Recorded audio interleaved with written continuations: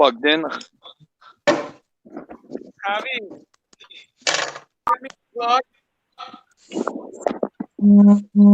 I don't know where it is, but this thing is going to die in a second. I have no idea who took it from here, but someone did take it from here. Can you give me this thing? No, the plug.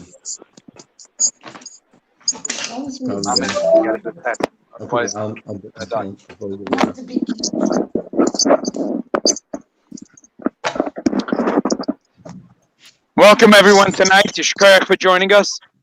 Bencha, good and how are you, Bencha? Baruch Hashem. Okay, thank you very much for joining. You're welcome. Is tonight about Birchas Hanenim? No. Tonight, okay. Tonight is a Sikha from the Rebbe that is to do with the Siyum of. Okay, no, I did the download. One second.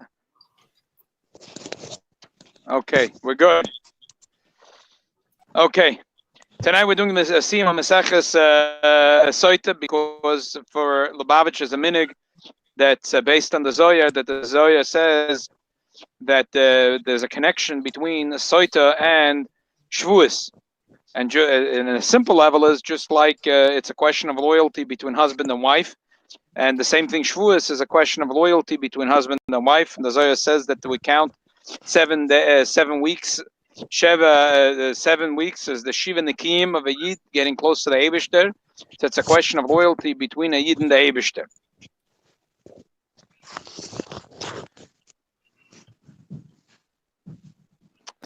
Chabad is to learn Miseches Sota, which is 49 daf, in the 49 days. So as we're nearing the to the end of Sfira, the counting, and there's many that learned the Masechta. So we're going to do a beautiful Sikha from the Rebbe about the Siyum of Miseches Sota. There is a before I start the Sikha, there's a medrash. The medrash says that the Eibishter dislikes the Ganev and the Noyev. The Ganev and the Noyev. Was is eigentlich gut von the Ganev and the Noyev? Ganev is someone that steals, and Noyev is someone who gets involved in the loyalty between a woman and her husband. He thinks that no one sees, and he goes secretly and sleeps with that woman. So Chazal say these two people, the Eibishter despise, they are crooks, the Ganovim, Gazlonim, Ratzchom, but the Ganev and the Noyev, the Eibishter hates the most because they do it quietly. They don't be quiet, no one can see, but the Rebbeinu Shalom sees. The Rebbeinu Shalom doesn't see. They don't think that the Rebbeinu Shalom sees. The other scoundrels, they don't care. The Eibishter sees, doesn't see. But the Ganev and the Noyev, the Eibishter dislikes them very much. So the truth is that before we start the Sikha, this connects very well with the end of Miseches Sota. The end of Miseches Sota is that the Mishnah says Mishameis Rabbi Botla Nova V'Yiras Chet, that Rabbi HaKodesh died. The Mishnah says there was no more the true humility and true Yiras Shamayim, Yiras Chet. So the Gemara says, Rabbi Yosef that Rabbi Yosef said to the Tana that was reading the Mishnah, Loitisna Nova Dikano, how could you say this? Read the Mishnah that there's no more Anivas. I'm around. And Rashi says, I am on Onov. Mנחem said to the Tana, Loitisna Yiras Chet Dikano, don't read the Mishnah to say there's no Yiras Chet because I'm around. So the truth is that these two things are connected, the Ganev and the Noyev. That the Ganev has no Yiras Chet, that's why he's a Ganev. And like the Gemara says about Mנחem when he was a little kid, the Gemara says in Shabbos that the scar gazers told his mother that he's going to be a Ganev. So she fixed up a yarmulke for him. There should always be something on his head. And Taka, once his thing fell off his head, then he just went up a tree and ripped the thing off with the fruits and the branch with his teeth. So the Ganev is the opposite of a Yiras Chet, and the Noyev is the opposite of a person that has humility. He doesn't know his place. Okay. This is Derech Tzachos is before we start. One more Nekuda before we start. Chazal tell a story. Chazal tell a story about two sisters that are identical twins, and the Gemara it's told in Tanchuma and Parshas Nos and Barabba in Parshat Tes. So one of the women, their husband was suspect about the loyalty of his wife, and he gave her the warning with two Adam and so on.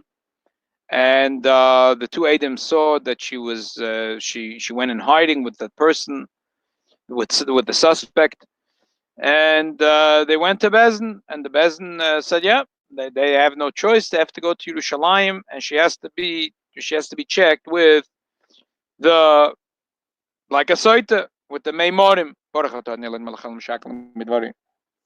She has to go through the Bedika of the Mei Sota. Now she was terrified. Why was she terrified? Because no, she knew that this is bad news. Because she knew the truth that her loyalty to Rahman al-Islam was not there, and she knew that if she's going to drink Mei Sota, she's in trouble. So she went to her identical twin, and she asked her a favor, so she should dress up as her, and she should go to the Beis HaMikdash, and it worked. It worked. They were mamish identical twins, and no one could tell the difference. And they went to the Beis HaMikdash. She drank the Maya Morim, the Mei Sota, and it was like drinking Coca-Cola, like drinking water. It was nothing. And that was it. And she came, and then she went back to where her sister was hiding, and her sister went out, and they embraced, and they kissed each other, but there was still a little bit of water on her lips, a little bit of water from the Mei Amorim, and as soon as the water touched her sister, who was really Denoy Efes, she immediately turned colors and she died. But we see in Chazal that that could have opposite effects. There could be a positive and a negative in the Mei Sota. Chazal say that a woman that was really loyal to her husband, and she and there was just a suspect or a chshad against her, and really she was loyal to her husband. So so she is blessed that if she had a hard time at labor and birth, now she'll have an easy time. If she had weak children, she'll have strong children. If she had only girls, she'll have boys.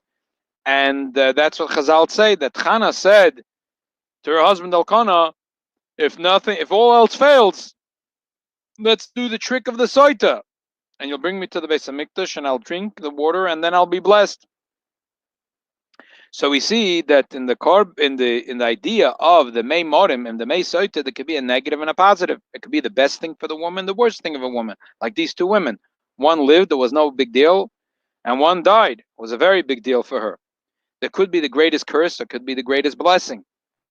So there is the learning the Sota in the positive way, that a Yid in the 7 weeks is getting ready for his loyalty and his unbelievable union that's going to be between him and the Eibishter b'yom Chasanosa and b'yom Simchas Libei and Matan Torah. Bottom line is Minik Chabad to learn Miseches Sota, Daf L'Yom, and we're nearing Chag HaShavuos, and there is a terrific hadran on this Masechta from the Rebbe. So we'll do Mitzvah Shem the hadran. There's several parts to the hadran, and we'll do one part tonight. The Rebbe spoke about it 3 times, and then one for bringing a Chag HaShavuos, and then a follow-up for bringing a Parshas Nosei. Rabbi, a question. So we'll do now that, yeah. It doesn't say about Sota when she drink from the water that Tzafta Bitna, her stomach swallow and blow up. Yeah, it says, sure. And that's probably what happened with the woman. The Medrash doesn't go into all the details. The Medrash says that a little bit of the water went on her. And obviously, whatever needs to happen to a Sota happened to her. Okay, thank you. You're welcome. So let's go back to the Siyum of Miseches Sota. Tonight we're going to do the biur of the Rebbe gave, a terrific biur that we could just learn a very strong lesson from this biur. And this is in the Fabrengen, Chag HaShvuos, Tovshin Lamed Beis. So let's go back. The Mishnah said when Rabbi HaKadosh passed away, it was Botla Nova V'Yiras Chait. There was no more these two beautiful character traits were bottled, ceased to exist. Which two character traits? Anova, humility, V'Yiras Chait, and fear of sin. So the Gemara says at the end of the Masech, Rabbi Yosef said to the town, Loitis na Nova, you shouldn't teach and read and teach your students this Mishnah in the last few words that there's no more, that a humility ceased to exist. It's not true. Dikano, I'm around. Rashi says, I am an onav. Reb Nachman said to the Tana, you can't read that there's no more Yiras Chait. Dikano, I'm around. So the obvious question that all the before Shem ask, the obvious question, what kind of anivus are we talking about over here? You hear they're sitting in the Beis Medrash, and the Tana means the person that's reading the Mishnah, says the Mishnah that was what was written by Rebbe HaKadosh in this Beis Medrash with all the Tanoim, that after Rebbe HaKadosh died, they finished writing the Mishnah, and they wrote that when Rebbe HaKadosh died, Botlo Anova V'Yiras Chait, ceased to exist the characteristic of Anova. So stands up Rabbi Yosef said, oh, wait a minute. How can you say that? I am an Onov. I'm a very big Onov. It reminds us of the story in the Rishimis, the Frierdiker Rebbe, about the Talmud of the Baal Shem Tov in Harki, in the town of Harki, that he tried to pull Reb Shaul, he tried to pull a quick one on the town, when they were big misnagdim to the Baal Shem Tov. And he convinced the Gabbai in the shul that when they were doing the hakofas, that he should announce that for the first hakofa, we're mechabed all the Bale Anova, all the people that have humility. And this was like a joke that he had between him and his friend. The whole Mizrach van Tzachois Geleidik. Every person, every Choshev Yid standing in the front of the Beis Medrash walked into the middle of the shul because I'm an Onov. Come on, how could? So some of Harshim say that he said that he didn't say I'm an Onov. He said, how could you say there's no more humility? Look at the people in this generation. They took me as a Rosh Yeshiva. What a joke! They took me as a Rosh Yeshiva. Look how humble the people today in this generation are. That's a nice pshat. In other words, he didn't say he's humble. He said the people are humble because they took him as a Rosh Yeshiva. But obviously Rashi doesn't hold it, that's the pshat. But Rashi said, Shani and the Vosan, I am the one who's humble. So obviously that pshat doesn't work. In general, it's hard to understand the mindset of Yosef. In several Gemaras we find that he's very strong at boasting and bringing out his strength. For example, there's a Gemara in Psochim, Daf Samaches, the Gemara says that Rabbi Yosef Avidna Yom Tova LaRabbanon, he would make a very big mishte, he would make a very big suda on blintzes and lasagna. He had a very good meal in his house. The best meal in town was to go to Rabbi Yosef's house. If you wanted to chap a good blintz, you went to his house, a good piece of cheesecake. He'd make a very big kiddush on Chag HaShvuos, Zman Matan Torah. He said, without this day, there's many Yosefs in the street. And now that I learned, like Rashi says, in the Malamandet to Torah and Israel, I learned Torah and I was elevated. He's boasting, no? I mean, that's Chadava Pashat. He's boasting here. In general, what's the connection with blintzes and the fact that he learned Torah, and what was so important for him to make this meal, and the diuk in the Lashon and the Gemara, there's a bir nifla, and maybe we'll leave it for next week. And in the other hand, and again, in the same vein of you seeing Rabbi Yosef boasting, is another Gemara. And now this is a Gemara, Miseches Sanhedrin, Daf Mem Beis, where the Gemara says that Rabbi Yosef Kora Nafshei Verav Tvuas Bekoyach Shoyer.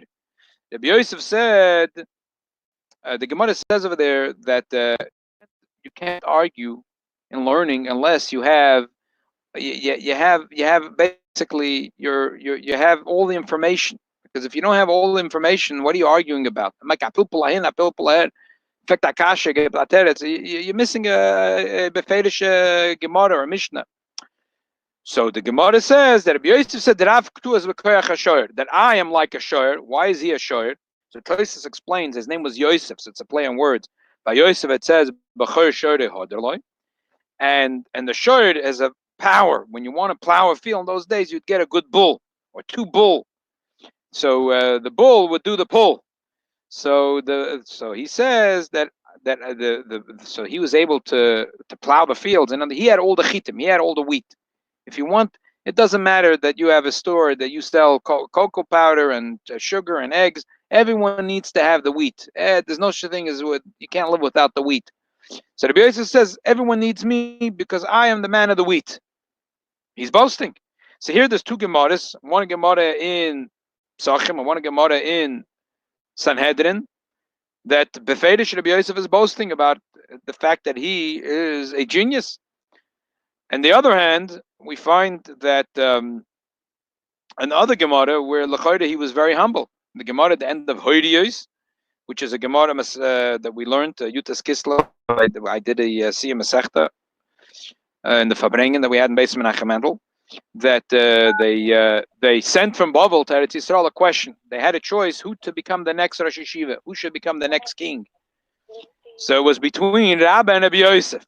The mile of Rabbi was he was brilliant. He was Oiker Horim. He could Teuchen and Zabazabasvari. He could rip out mountains and grind them with each other. And Rabbi Yosef was Sinai. He was called Sinai. Means that he had a whole Torah just like it was given by Har Sinai.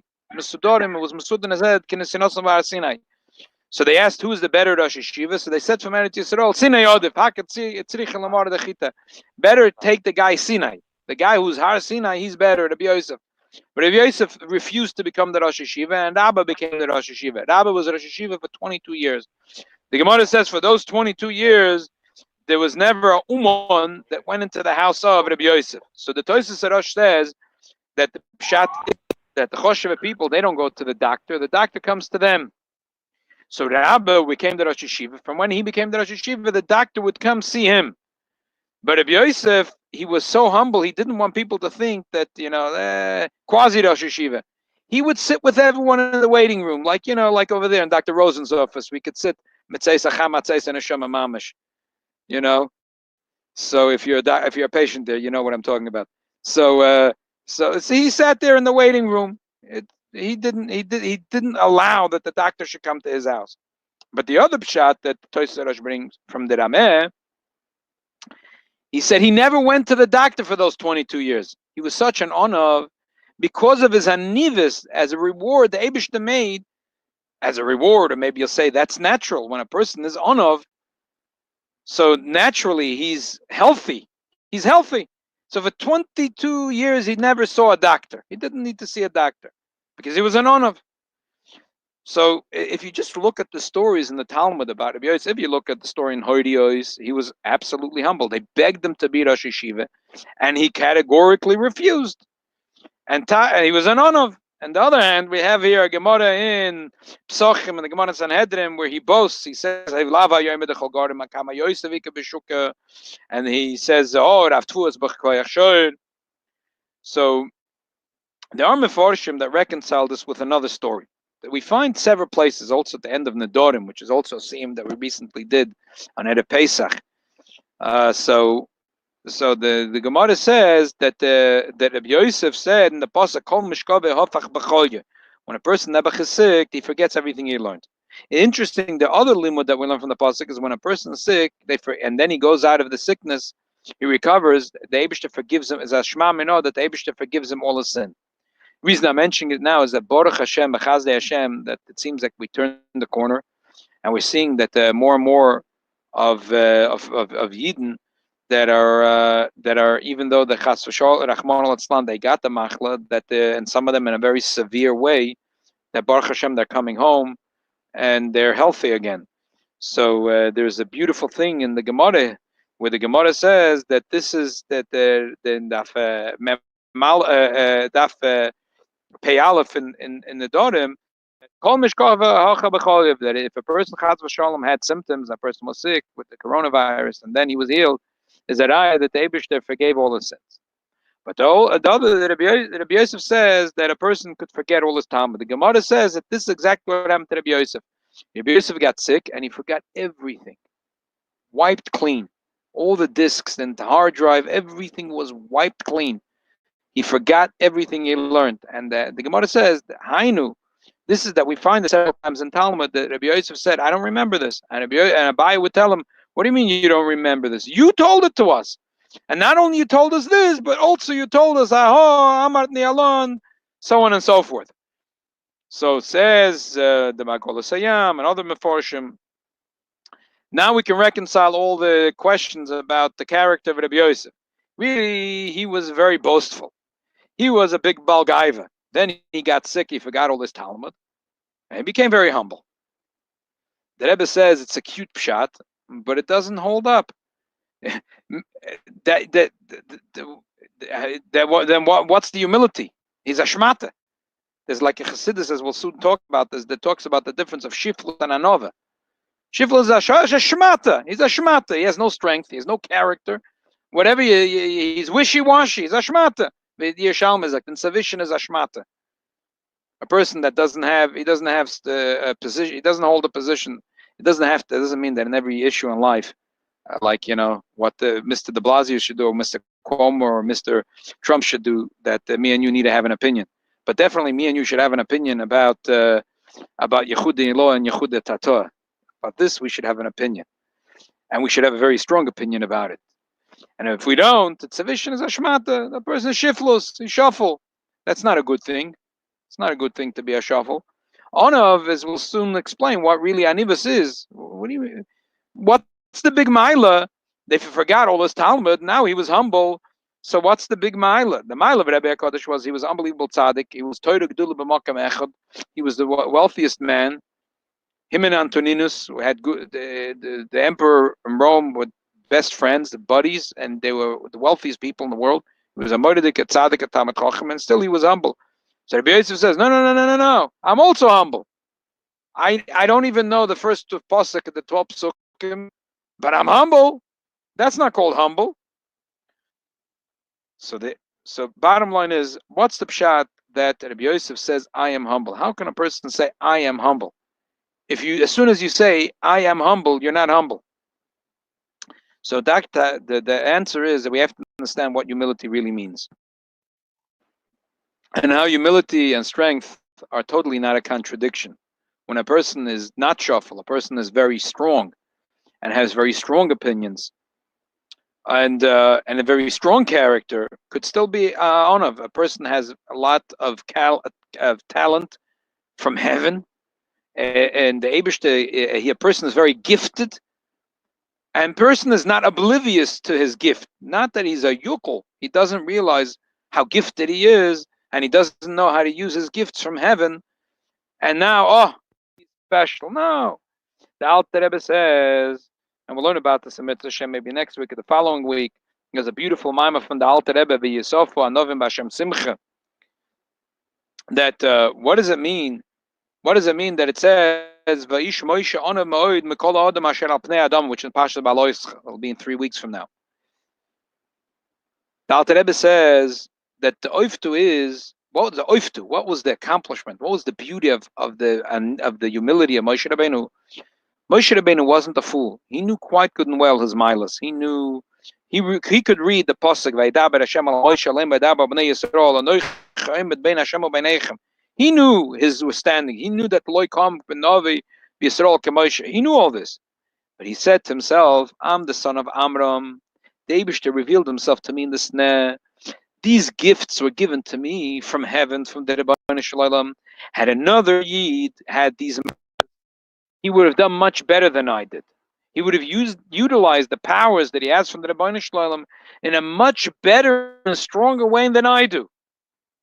And since Moshe Rabbeinu is Oiv Yisrael, he saw the miles in every Yid.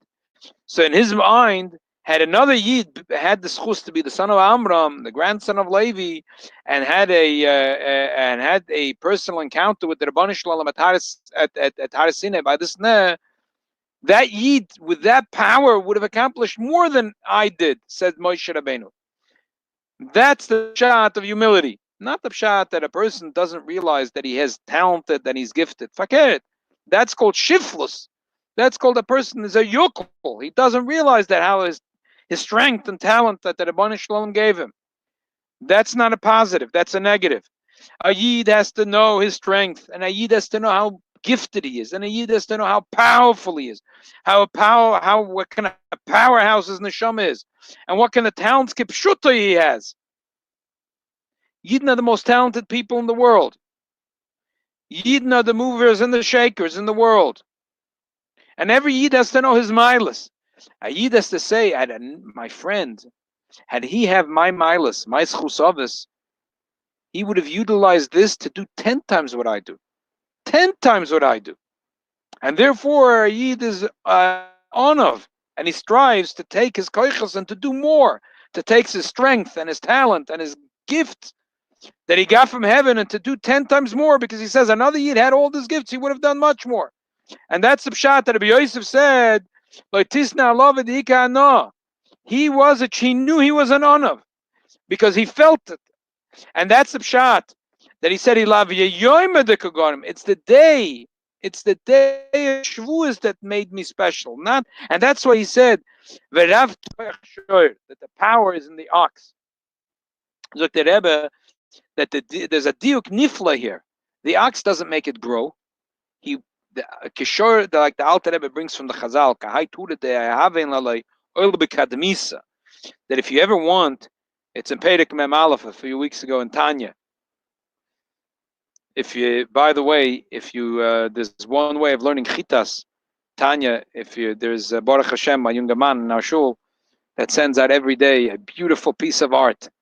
Taki has a talent from the Rabbanu Shalom, and he's the unbelievable Tanya art. So if you're not getting it, let me know. I will put you in contact with this artist. This terrific. You get a summary in the most beautiful picture, some of the nice pictures you've ever seen, and then you'll have a summary of the Tanya. So says Rabbi Yosef, it's brought in Tanya that if you want to have something good from the ox, you have to put, when the ox is young, you have to put a yoke over it. Otherwise, it's never going to take the yoke when it gets older. When it's young, you have to train it that it takes a yoke.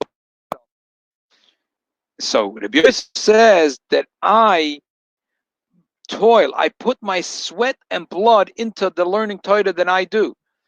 I'm like an ox. I work and I work and I work and I work and I plow. But you know who plants the seeds? You know who makes it grow? The Rabbanu Shalom. The farmer puts the seeds, the Rabbanu Shalom makes it rain. It's not my milas. You know what I'm good? I could put my hinton on the seat. and start learning. I start learning and I don't let it stop. And I start a project to be Makad of another Yid and I don't let it stop. I'm like an ox. I just keep on plowing. I plow away and I plow away. But you know who plants? The Rabbanu Shalom. You know who makes it rain? The Rabbanu Shalom. And therefore, there's no contradiction between Rabbi Yosef saying that Rav Tvuas b'koyach shoyed, I'm the ox that plows, and to saying that I am an onav. It's a hand in a glove. It goes together because he felt like he is an ox. He was a true Baal onav. He was true the Baal anova. And now we understand. L'choyed is a pella. How does Amod say? Amod says to the person who's reading the Mishnah, forget this Mishnah.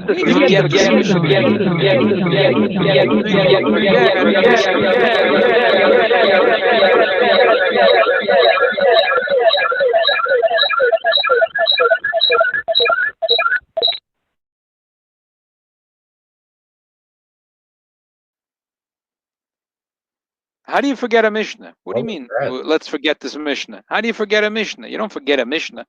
What do you mean? Let's forget this Mishnah.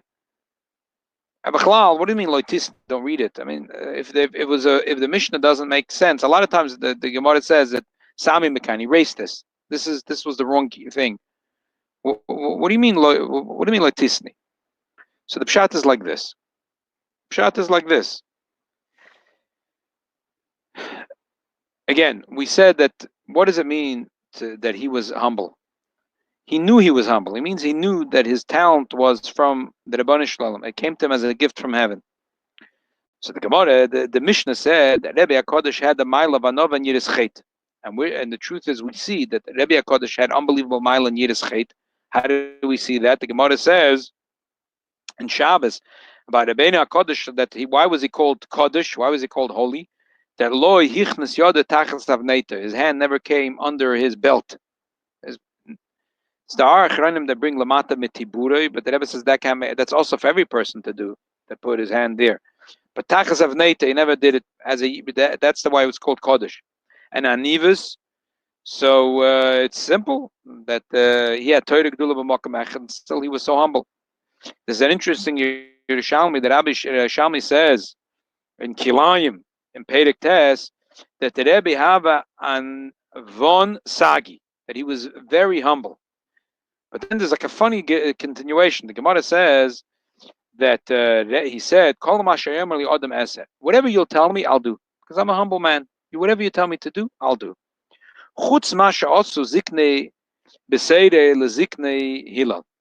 Bnei Beseida, they vacated their position to my grandfather, Hillel HaZaken. I could never do that. To vacate my position, I could never do that. But if Huna, the Reish Galusa and Bavel, will come to Israel, I will put him on top of me. I will appoint him to be on top of me. So he contradicts himself in one sentence. Doesn't make sense. He says he can't believe that the Bnei Beseida, when there was a story in Miseches Sota that they didn't know what to do with bringing the knives for shechting the Korban Pesach, and Hillel told them, "Don't worry, the Yidnim Nevi'im, Bnei Nevi'im," and they said, "Why?" They vacated their space, and they said, "You're going to become the Nasi instead." So Rebbe says, "I can't understand how they did it." But he turns around the same sentence, and he says he would do the same thing. Why? Because he has a reason why he would do it. Because Ravuna is greater than him. So maybe Bnei Beseida thought that Hillel was greater than them. So the Rebbe says, because we see in the Gemara, the Mנחem says that Rabbi Shurman Prachya said,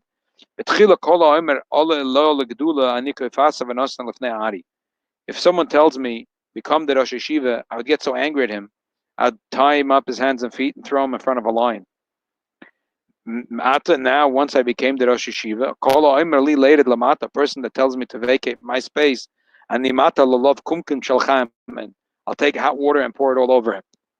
What? You tell me to step down? You tell me to step down? Vacate my space? So Rebbe, that's why Rebbe said, to vacate my space, I don't know how to do.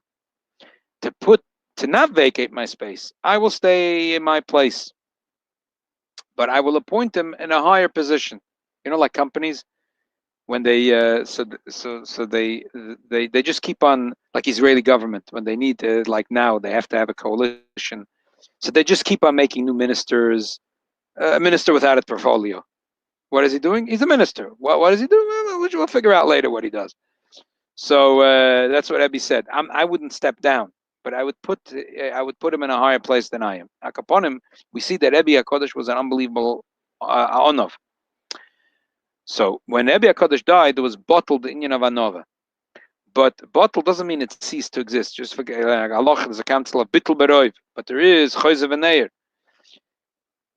In the generation of Rabbi Yosef, it came back. And perhaps it's not exactly in the same way, but we find the Gemara says that Rabbi Ashi once spoke disrespectful to Menashe. Menashe was a melech, the son of Chizkiyahu, who was a Oved Avodah Zarah. He had a dream, and Menashe shamed him. He asked him a question about Petzias Apas, and Rabbi Ashi didn't know the answer. He said, "Who? You're shaming me? I'm going to shame you. You're the Rosh Yeshiva. You don't know a simple answer. In my days, the little children knew the answer." So said the Rabbi Ashi, if you guys were so brilliant, how could you be so foolish and serve Avodah Zarah? So Menashe said, if you were in my generation, you would be happy your kapota, the sides of it, you would be running to serve Avodah Zarah. You have no idea how big the Avodah Zarah, the Yetzer Hara to do Avodah Zarah was. Every generation there's different challenges. So, but the bottom line was, in the generation, so there is a generation of Rabbi Kodesh and there is a generation of Rabbi Yosef. They're different people and there's different challenges. And perhaps the people in the days of Rabbi HaKodesh were greater, and also Rebbe was greater. But the people in the days of Rabbi Yosef were not as great, and Rabbi Yosef was not great. But he said, compare me to the people of my generation. I look at every person around me like Moshe Rabbeinu looks at every Yid. And I look at every Yid and I say, wow, had he had my yichus, had he had my talent, had he been as gifted as I, he would be much greater. He would accomplish much more than I did. And that's why he said, Lo tisni anovi. He didn't say erase the Mishnah. Chas v'shalom. We're not going to erase any Mishnah. He said, you want to teach your Talmidim that this bottle, no, teach your afaket. Teach your Talmidim that even today you could have Yiddish Chet, and teach your Talmidim, that's what Mנחem said, and Rabbi teach your Talmidim that even now there could be true nivus. It's a very beautiful thing. You know, I was talking today to a father who was quelling from nachas of his son. A father who put in a lot of effort to his son and learned with him, Baruch Hashem. And the son is doing really well. Sign limit at Torah and Yerushalayim. So I said, you know, you see, Toim Chet Mimim, Tavshin Nun Zayin, Tavshin Mem Zayin, Tavshin Pei Zayin, Tavshin, doesn't matter. You see that there are Tamimim today, 100 years ago, today, it's exactly the same thing. Maybe, could we say it's the same level? I don't know. I had never met Reb Shilem Kuratan and Reb Groinim. I never met my great-grandfather. But I see today that there are Tamimim that are learning Nigle, V'chsidis, there's Balabatim and Beis Menachem Mendel, that they don't realize themselves how the Yerushalayim is oozing out of them. And the Edelkeit is shining out of their face. The Edelkeit is shining out of their face. So we have to know, says Rabbi Yosef, Loi Tisni, don't emphasize this thing to say, oh, Rabbi HaKodesh passed away, no more Anova, no more Yiddish Chet. It's not true. Maybe it's not the same level, but it's the same thing. We could have Anova today, we could have Rabbi HaKodesh was called HaKodesh because even though he was a rich man and he had unbelievable wealth, he was in the world, still he was very careful with his bris. We could do the same thing. You know what? Rabbi HaKodesh could do it, and we could do it in our level. And Rabbi Yosef says Rabbi HaKodesh was humble, even though he was such a tzaddik and he was such a miyuchas. He felt that every Jew around him, had he had these talents from the Rebbeinu Shalom as a gift, he would have done better. We could also do this. We can also do this. We can also do this. We can also do it. We can also do it. Not only that, that's the way to be koine Torah. Like we spoke about this this week. It says that Moshe Rabbeinu Metchila loyma Torah meshakcha. He would learn Torah and he would forget. Why would he forget? Why would he forget? He kept on forgetting. He kept on forgetting until the Eibishter Nosalim Matana gave it to him as a matana. Why? Because the Torah is not only a book of rules, like we spoke about this morning. If Reuven and Shimon will have a dispute in the talis, how do you split the talis? If the seller and the buyer will have a dispute about the kitchen cabinets, how do you settle the dispute about the kitchen cabinets? No. That's not what Torah is about. Torah is ano, nafshik, stovus, yuhovis. The Yid becomes one with the Eibishter. How does the Yid become one with the Eibishter? How is that possible? Naturally, is loyma Torah meshakcha. He shouldn't be able to retain the kedushas of Torah. It's a gift from the Eibishter. The truth is, it's not so difficult.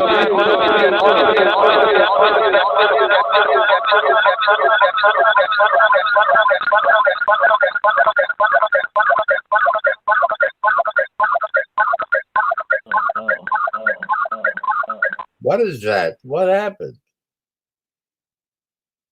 I don't know. B'Shas Matan Torah, there was a baskel. The Ruach was coming from all four sides of the world. Now that we're learning Torah, we're getting a message that the Torah is penetrating in all our Ruach. So the bottom line is that we have to know that, like Rabbi Yosef, Rabbi Mנחem said, don't tell me, oh, the old times, the old times, the old times. We shaykh to have chassidim today that are Yiddish Shamayim, Balabatim, who are Torah Gedula, that they have a business, and they have Gedula, and they have many contacts, and they're mamish in the world, in the shuk, mamish in the shuk. They're in the shuk, in the Rishus Harabim in the shuk. They're mamish in middle of the shuk, and every day they're in the shuk, and they're still their kodesh, and they're accomplishing unbelievable stuff in their life, and still they have the inyan of anivus.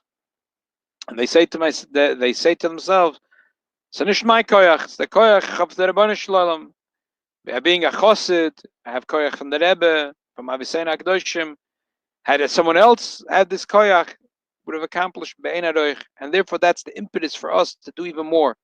And this is what really, when a Yid has anova, that's what allows the Torah to stick, the kedushas Torah to stick into us. The Eibush will help that all of us should be like Rabbi Yosef, which is Yosef Das, that we should always grow in our Das and limit Torah. And Malahalam Be'ema B'yira Bereses Bezeya, that every Yid, when he stood at Mount Torah, felt the Eibishter, that when we learn Torah, we should feel the presence of the Eibishter. And through that, we should be like last week's Parsha, that he are Melim B'Torah, Mahorevit in Torah. That's mitzvah like Rabbi Yosef, which was that Rav Tuas B'Koyach Shoyer. He felt that he was like an ox. He plowed, he kept on plowing. It wasn't always easy to keep on being a Yiddish Shamayim. It wasn't always easy to keep on learning his shiurim. But he said, I don't care. I keep on plowing away. I keep on plowing away. And the Rebbeinu Shalom, he sends the bracha. So the Eibush shall help that we say Teilechu, and the Eibush should send the rain, and Mrs. Moise to Shmordu, and the Eibush should send the ultimate bracha as the pasuk continue. Benasati Shalom Baretz, va'oilech eschem koimemius, that the Yidden walk with a koime skufa upright, begeula amitas val shleima yedei Mashiach tzedkenu. Amen. Amen. Amen. Amen. Rabbi, thank you. Right, thank you. You're welcome. Mr.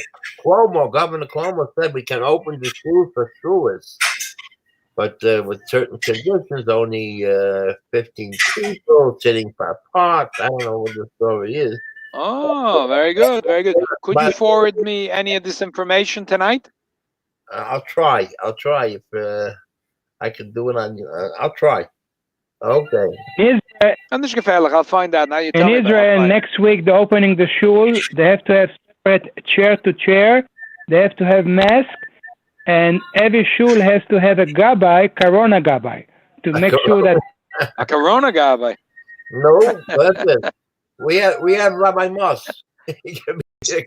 What's the job of the corona gabbai?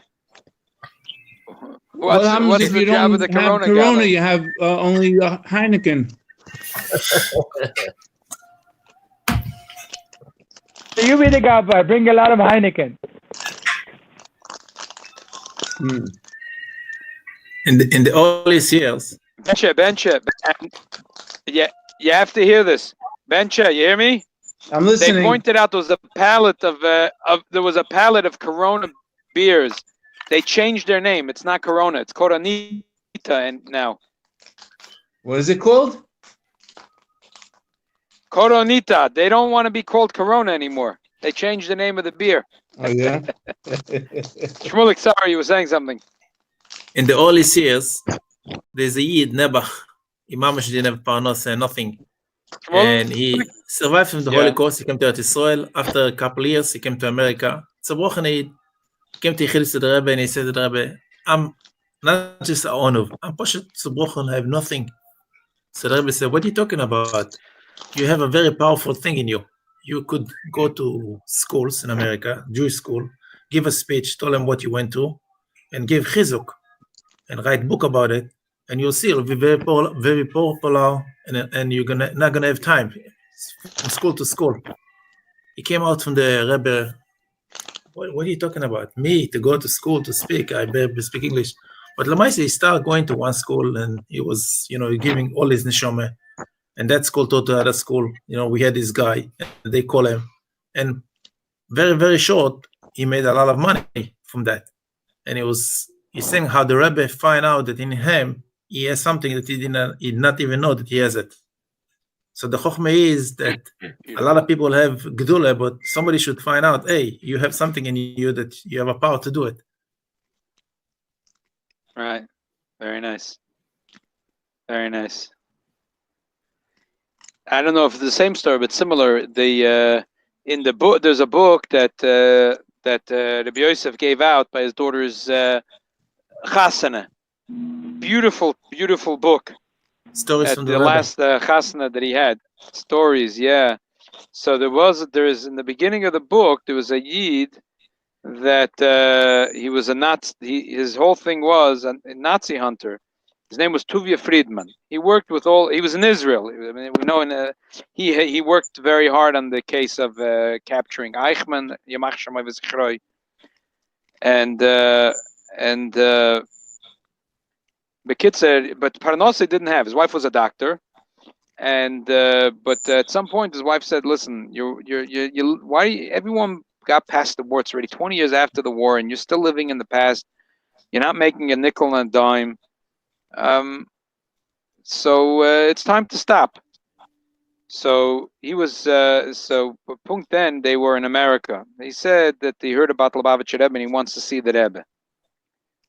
You can read the story. It's on page 39 in the book. It's beauty. It's such a beautiful story. So he came to the Rebbe.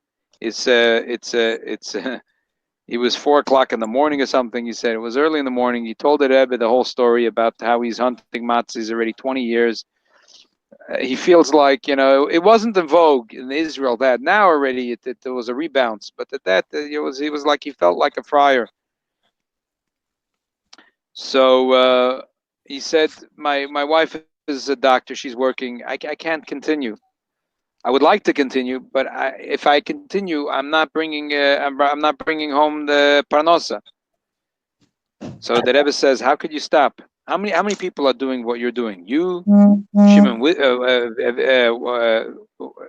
Vizentel, and look what you accomplished. How could you stop what you're doing?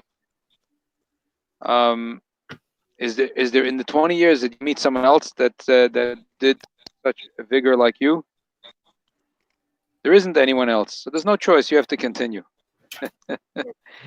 The Rebbe said you have to go from city to city in Germany. You have to bring every one of them to judgment. It's very important for the Jewish history. If you won't do it, who's going to do this? So the Rebbe said, it's soon Purim. Are you going to hear the Megillah? So he said, for sure.